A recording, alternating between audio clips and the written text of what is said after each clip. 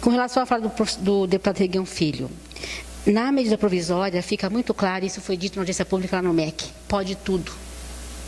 Se substitui o deve pelo pode. Se substitui o deve ser assim, pelo pode ser assim. Pode ofertar um itinerário, pode ofertar dois, pode fazer portaria, pode ser integral ou não, pode ter notório saber, não tem o deve. Se abre mão do compromisso do Estado para um pode qualquer coisa. Eu tenho chamado o laissez-faire do ensino médio. Por isso que as secretarias gostaram tanto, porque elas poderão fazer todas as acomodações possíveis sem ampliar os seus investimentos, sem ampliar recursos do próprio Estado. Pode tudo, e quando pode tudo, pode qualquer coisa. Eu quero, Fabiana, muito carinhosamente, colocar o quanto eu lamento a sua visão parcial, em dois sentidos.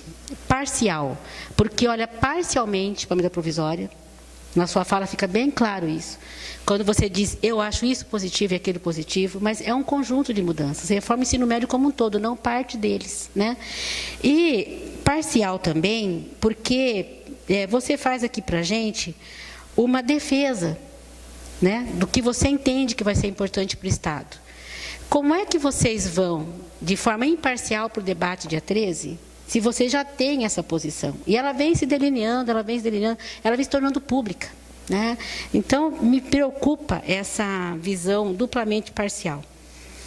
Com relação ao que você chamou, respondendo minha pergunta, né, o que você vê de benefício? Veja, ninguém é contra o tempo integral. Mas eu sou contra o tempo integral, feito dessa forma, de forma irresponsável. De forma irresponsável.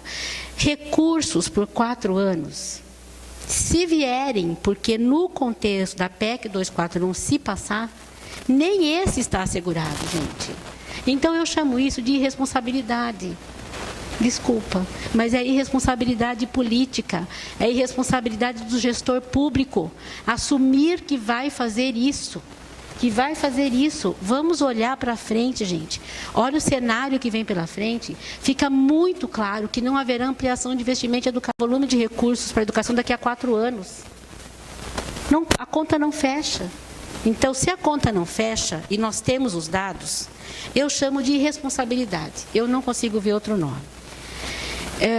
Com relação ao itinerário ser bom, hoje os estudantes têm um currículo completo. Eles serão 1/5 deles.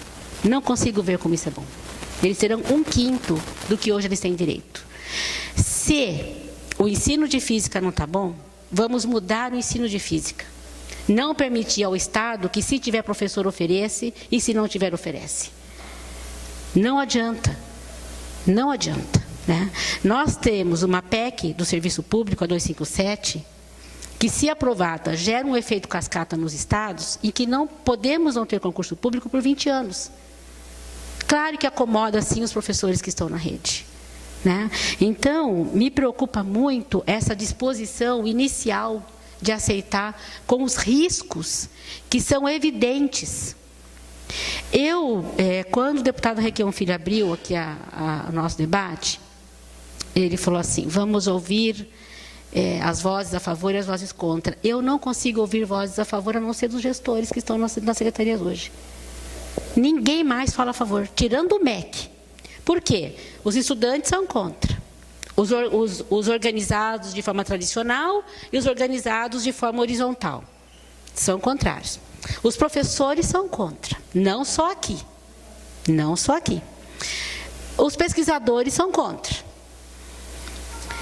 A Confederação Nacional da Indústria é a favor. Esqueci, desculpa. Os pesquisadores são contrários. Os movimentos sociais da educação são contrários. Campanha Nacional pela Educação, que é nacional. Ação Educativa, que é nacional. Entidades de classe, de profissionais, são contrárias. Entrem na página do Movimento Nacional de Defesa do Ensino Médio, nós temos mais de 20 notas públicas contrárias, com argumentos que nos faz pensar, gente, muito mais fortes do que os argumentos dos a favor. Muito mais. Põe na balança, olhem, vamos ver os argumentos. Então, fica difícil acreditar na boa intenção, no compromisso com a escola pública. É a destruição da escola pública. porque sangra os recursos. Sobre propostas. Eu não vou ler tudo aqui, mas eu posso mandar por e-mail, ou posso, está até na página lá do movimento. Nós, esse grupo, então, que faz pesquisa, que faz diagnóstico, que faz política, que é movimento social, que é entidade política organizativa, nós temos um conjunto de propostas para compor uma política para o ensino médio. Não programinhas isolados. Uma política. Uma política, isso está no nosso manifesto, que entregamos ao Congresso Nacional e ao Ministério da Educação. Se leram, eu não sei, mas nós entregamos. Porque nós temos a saída. Primeiro, a saída não se faz como se está se querendo fazer aqui. Pegar um aspecto parcial, como o currículo, e achar que isso dá conta de reconstruir algo que foi sendo desconstruído ou desmoronando ao longo do tempo, salvo raríssimas exceções. Então, uma política para o ensino médio, primeiro, que se faz, sim, na base do diálogo e negociação com a Secretaria de Educação, né, com as 27 unidades da federação. E que pense um conjunto de ações, todas ao mesmo tempo, não isoladas. Por exemplo, tem que alterar o currículo? Tem. Mas não é retirando coisas ou esfacelando. É fazendo o contrário, é integrando. E isso nós já temos várias discussões na área de o que significa pensar um currículo. Consolidar uma forma de avaliação, como política de Estado, que de fato possibilite às escolas um acompanhamento permanente do desempenho dos estudantes. O Enem não faz isso, o SAEB não faz isso, nenhuma das provas fazem isso pelo modelo de prova, elas não são avaliação. São indicadores, é diferente. Ampliação de recursos financeiros com vista à reestruturação dos espaços físicos, das condições materiais, da melhoria salarial e condições de trabalho de educadores.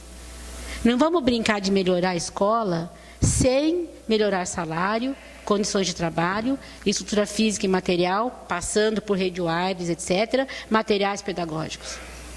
Espaço físico, estrutura física e construção de escolas. Para incluir os 5 milhões que estão fora, tem que construir escolas sim. Para isso, tem que fazer um diagnóstico dos espaços ociosos e onde há demanda. O MEC fez, né, Evelise, um tempo essa pena, assim, não deu para seguir. Mas tem um diagnóstico em relação a isso. Então, ampliação, isso exige muito investimento. Como é que se quer, cortando recursos, melhorar a qualidade? Não tem como. Outro, indução à formação de redes de pesquisa e diagnóstico sobre o ensino médio. O ensino médio é um grande desconhecido no Brasil. As realidades locais do ensino médio, nem o MEC tem, e eu duvido que as secretarias tenham globalmente um diagnóstico da oferta de ensino médio. Desde a estrutura física da escola, onde há demanda, onde não há, desde onde há uma cobertura efetiva, onde não há cobertura. Então, um diagnóstico preciso, tendo em vista a meta 3 do PNE, universalizar até 2024, em 85%, a matrícula do ensino médio. Formação de professores. Nós precisamos rever, sim, a formação inicial de professores. Porém, uma das possibilidades para isso é o que já está nas diretrizes curriculares nacionais de formação de professores, exaradas o ano passado pelo CNE, que articula a formação inicial e continuada e prevê uma série de outros requisitos que não é apenas o que nós temos hoje na maioria dos cursos de licenciatura. Uma formação específica de algum conteúdo e, minimamente, alguma compreensão do campo da pedagogia. Não se forma professores assim, né? O que a gente forma são pessoas que saem das faculdades, das licenciaturas, extremamente inseguros para dar aula. Porque conhecem muito pouco do que é o chão dessa escola que está aí, desse jovem que está aí, dessa criança, inclusive, que está aí. Então, é uma outra concepção de formação que permita a esse futuro professor uma formação epistemológica que o faça ver o que é a realidade social da escola. A partir dessa sólida formação, pensar os saberes específicos e metodológicos. Nós não temos isso. Então, uma política de formação de professores. Fomento à assistência estudantil. Nós temos elevado índice de desistência escolar no ensino médio. E não é só porque a disciplina A, B ou C o menino não gosta. É porque, em muitos dos casos, as condições sociais de vida, o levam a desistir e voltar, desistir e voltar, desistir e voltar, até que desiste de vez. Então, políticas de assistência estudantil. Então, não é com redução de gasto, não é com essa lógica de eficiência que se está propondo, e não é com a PEC 241 que a gente faz tudo isso globalmente. Atendimento diferenciado para o ensino médio noturno. Esse é um grande ausente da medida provisória. Quer se reformar o ensino médio fazendo de conta que não tem o noturno, perceberam isso? Como é que se pode concordar com isso? Como é que alguém pode concordar com essa mudança, seja para a particularidade do Paraná ou não? É como se não existisse, é um silêncio. E ali precisa de muito investimento também.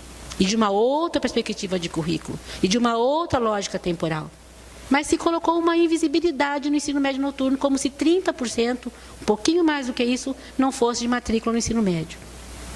Criação de uma rede de discussões para a reconfiguração dos cursos de formação inicial, envolvendo entidades representativas do campo educacional, estudantes, professores e gestores. É um conjunto, não sei se de 10 ou 11 pontos, que aqui, se a gente for para falar nisso, aqui a gente pode começar a conversar sobre uma política séria para o ensino médio.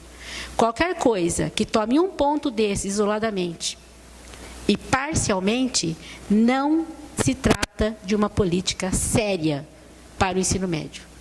Vai se tratar, sim, de atender a este ou aquele interesse. Então, eu vejo com muito bons olhos a discussão, né? Eu acho que nós temos que começar a falar disso. O que é necessário, né? Eu acho que fazer a problematização é fundamental, ainda mais nesse momento tão triste que nós estamos vivendo, de se tentar mudar por decreto, como era no regime militar, o ensino médio no país, a educação no país. Agora, passado esse olho do furacão, que está todo mundo envolvido com isso, e esperando sinceramente que não passe a medida provisória, que ela não seja aprovada pelo Congresso Nacional, nós podemos sim, e eu considero que o Legislativo, o Executivo nas várias instâncias, e os estudantes que ocuparam as escolas, nós, educadores, que a gente possa sentar para traçar, de forma séria e responsável, uma política que terá como consequência indireta a melhoria do IDEB, como consequência direta, formar cidadãos, formar pessoas, não estoque populacional de jovem para o mercado, formar pessoas capazes de pensar um Brasil melhor, muito melhor do que esse que a gente está deixando para eles. Então, propostas a gente tem, e não somos só nós, né? Propostas, elas existem. O que não existe? Vontade política de se fazer coisa séria, não existe diálogo, não existe debate. Por que é que nós fomos debater ensino médio neste momento? Se o problema vem vindo. Se já, né, há 20 anos, eu pesquiso ensino médio há 30.